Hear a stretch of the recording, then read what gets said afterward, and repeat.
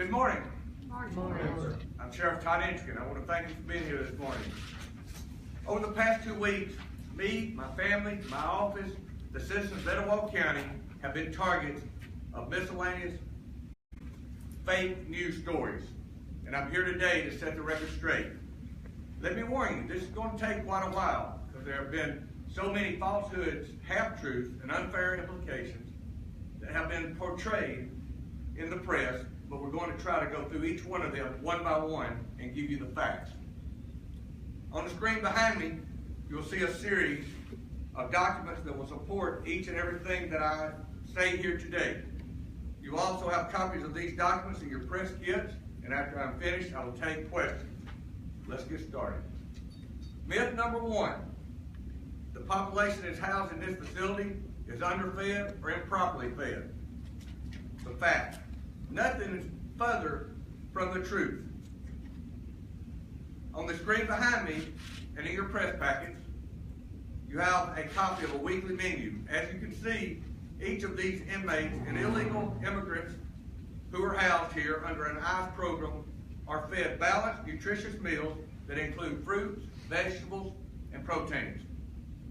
At the bottom of each day's menu is a calorie count of that day. As you can see, there are several meals that are well above the calorie guidelines.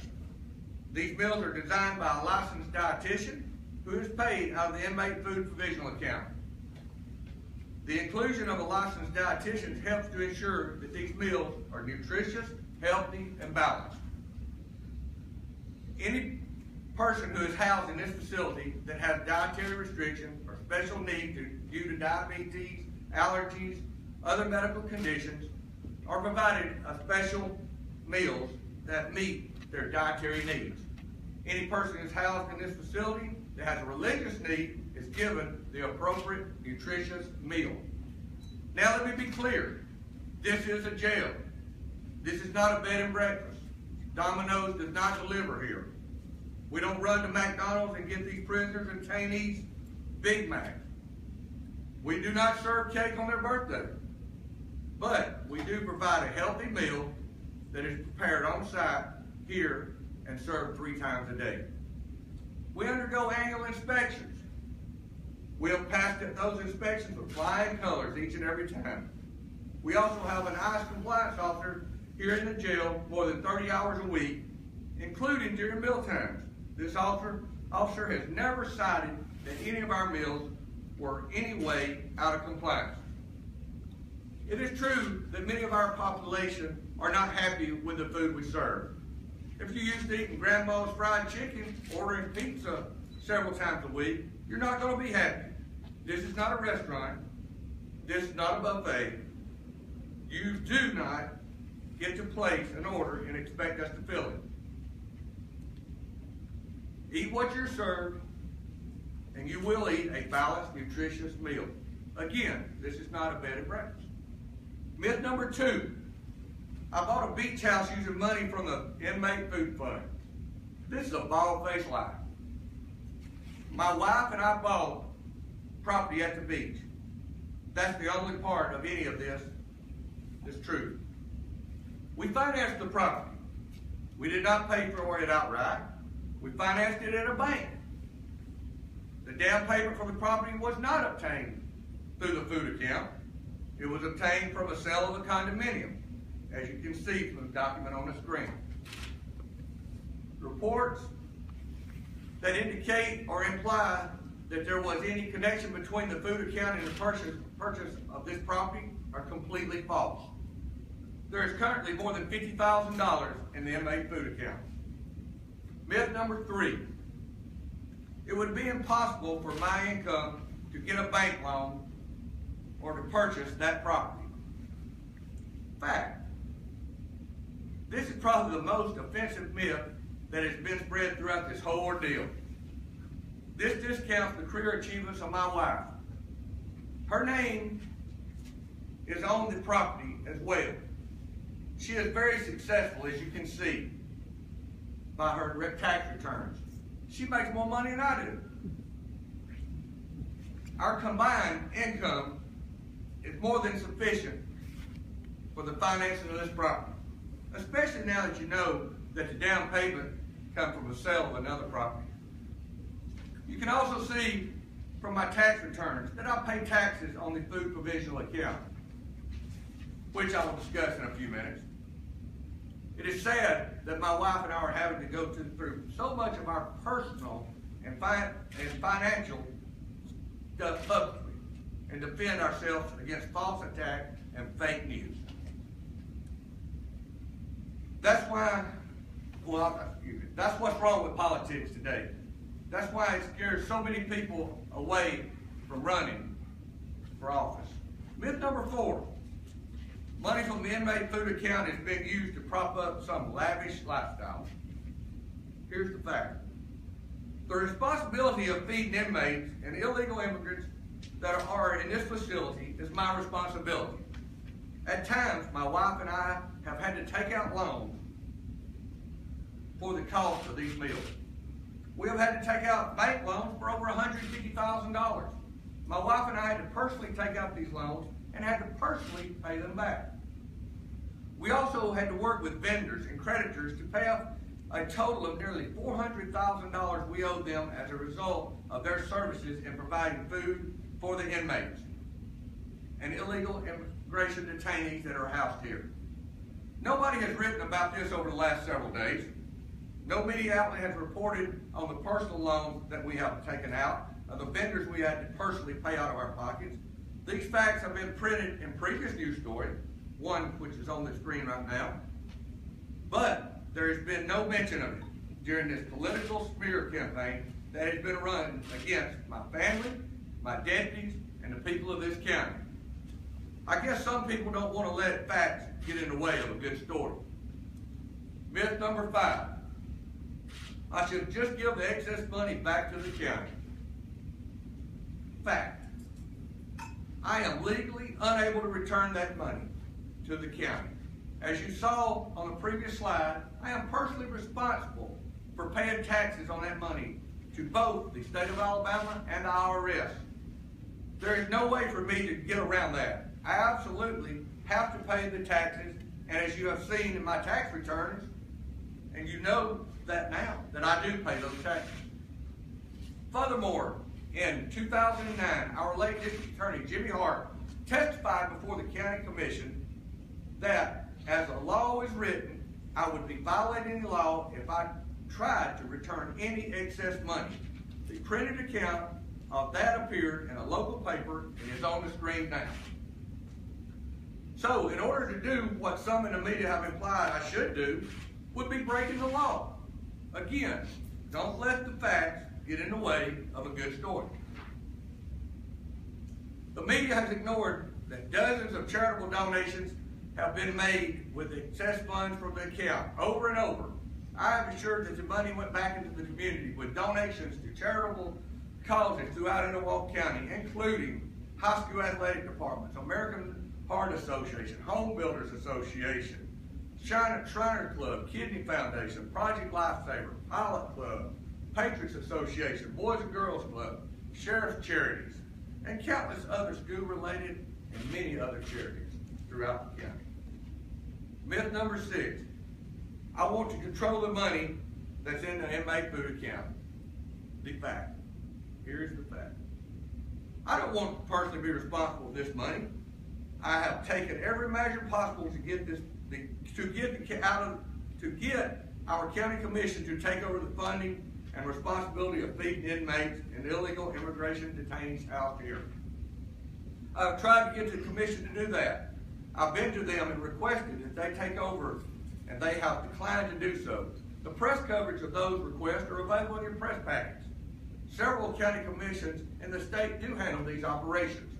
Under Alabama law, if they decline to do so, that responsibility, financially and operationally, falls on the sheriff. If the county commission wants to take that over, the responsibility, I will not object. I've now provided you with more documentation that you probably ever wanted, needed, but I wanted to clear this up once and for all. I want to clear my family's name, my office name, and the good reputation of the people of Etowah County. We will always have criminals who break the law and who are not happy with the accommodations when they get in jail. If you're on the outside and getting to make your decisions about what and when you eat, then you come here and you get told when and what you're going to eat, you probably aren't going to like it.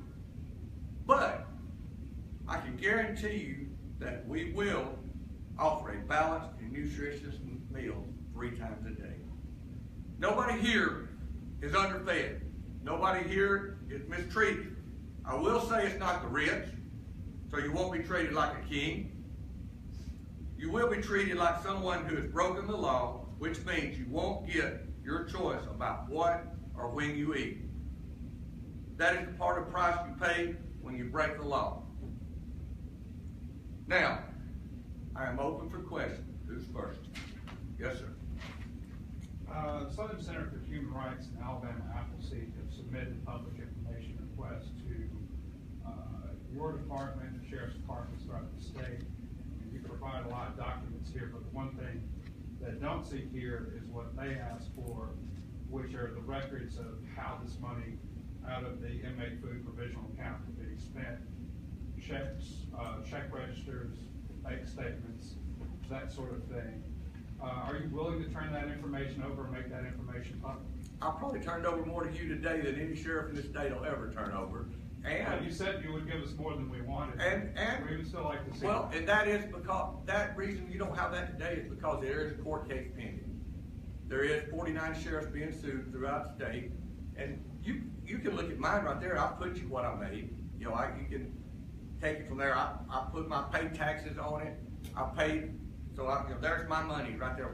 That we put out there that come into this office, what we pay taxes on. And there's a court case. I would have to refer you to the attorney. Those documents, the reason there's a court case pending is because you were given 3 public information requests and you did not release those documents, as they're arguing you have to under Alabama. Are you arguing for them or for the news story?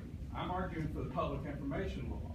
Are you arguing for the... But if you would like to turn over those documents to me, I'll take a look at them too. I mean, are you willing to turn over to make those documents public so the public can see how that money is being spent? We'll do that once that court case is decided. Be more than glad to. Okay. Yes, sir. Do you support Matt Butler's bill, and would you support next year? You talked about taking it statewide to correct this. That a lot of people. Well, I think there needs to be a statewide bill.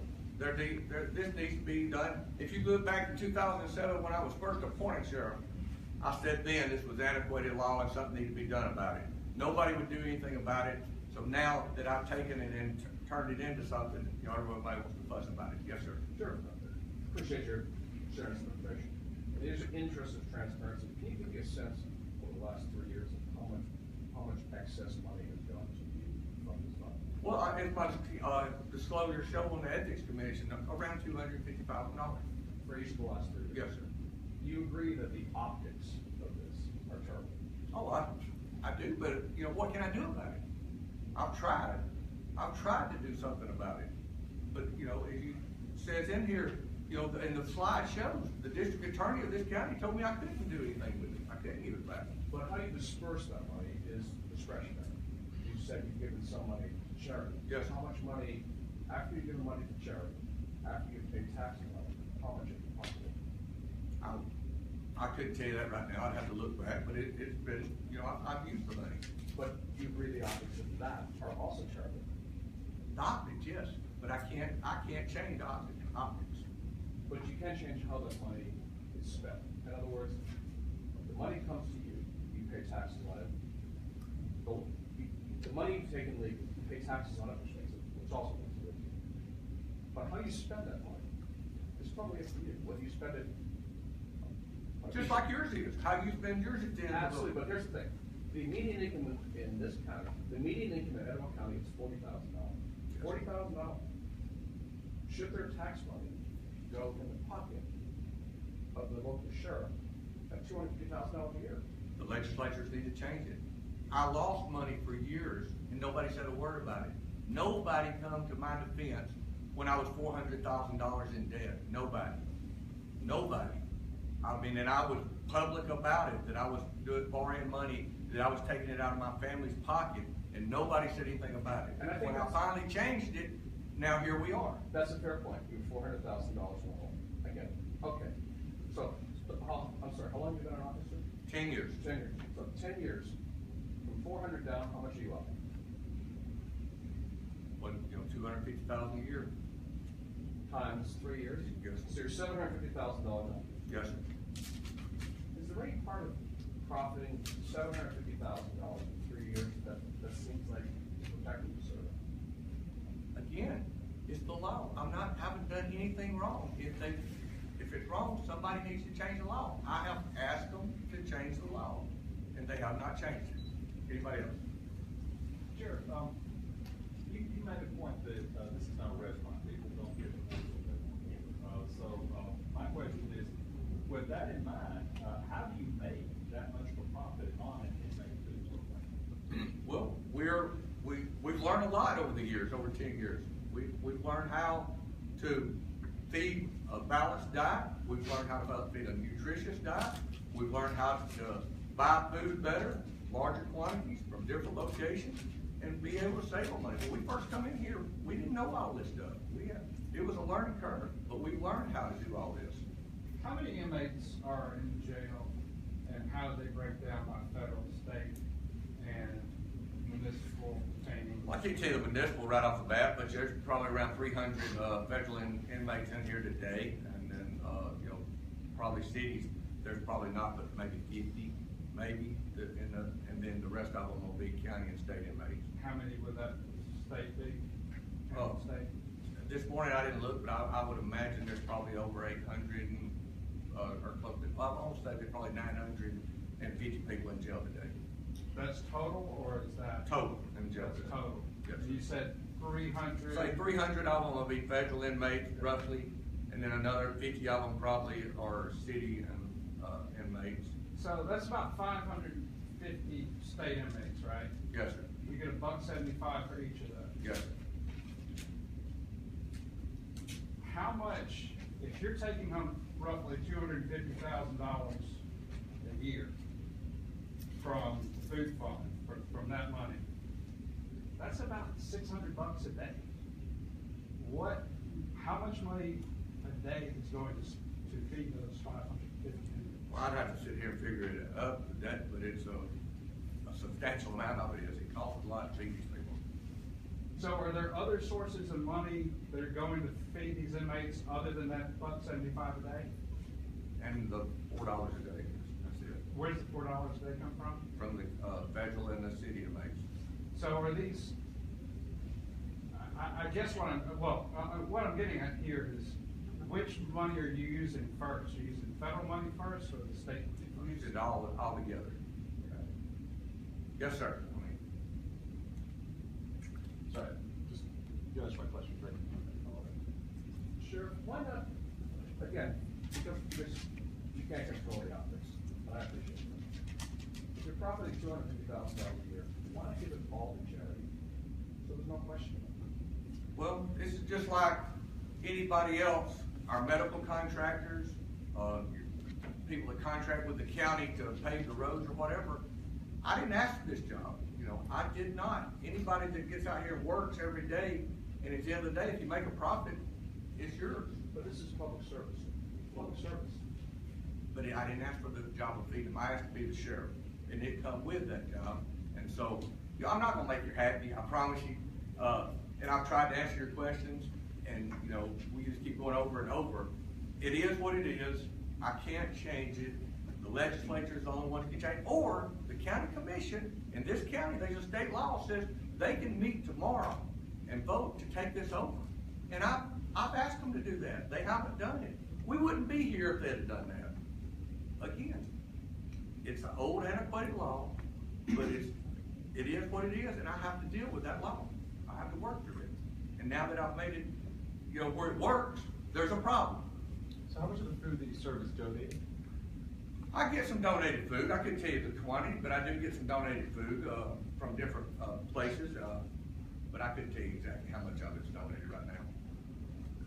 When I talked to the county commission president earlier this week, he said he did not have a formal proposal from you. When's the last time you made a proposal? Here's what I'd like to do. It's in your press packet when we last asked, and we've talked informal a lot of times.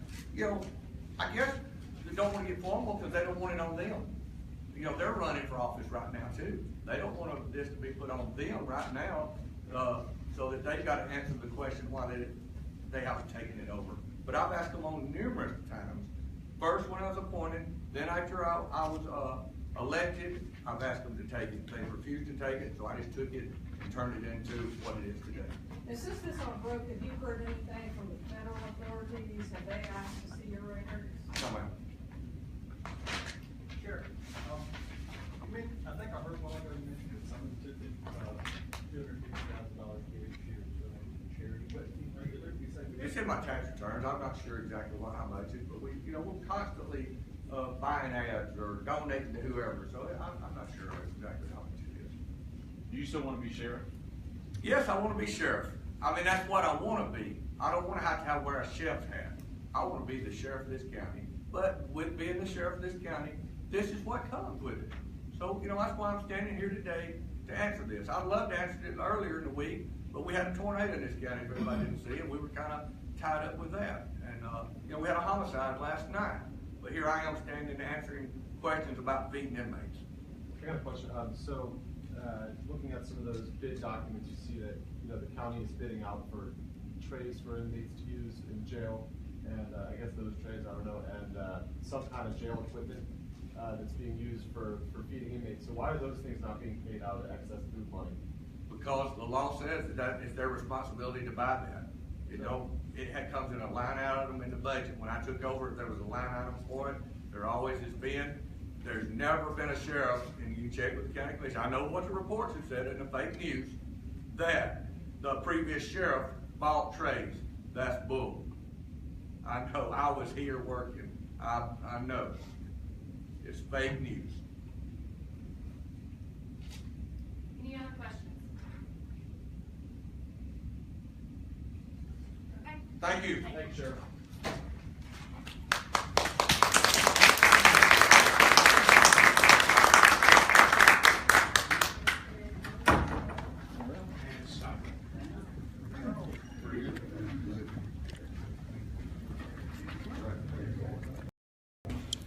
So as part of this press conference, they brought over some food that people are,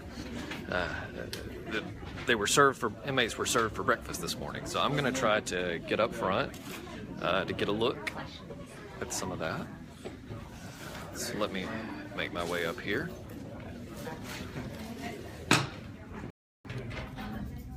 So here's the table. I guess these are the drinks and here are the trays.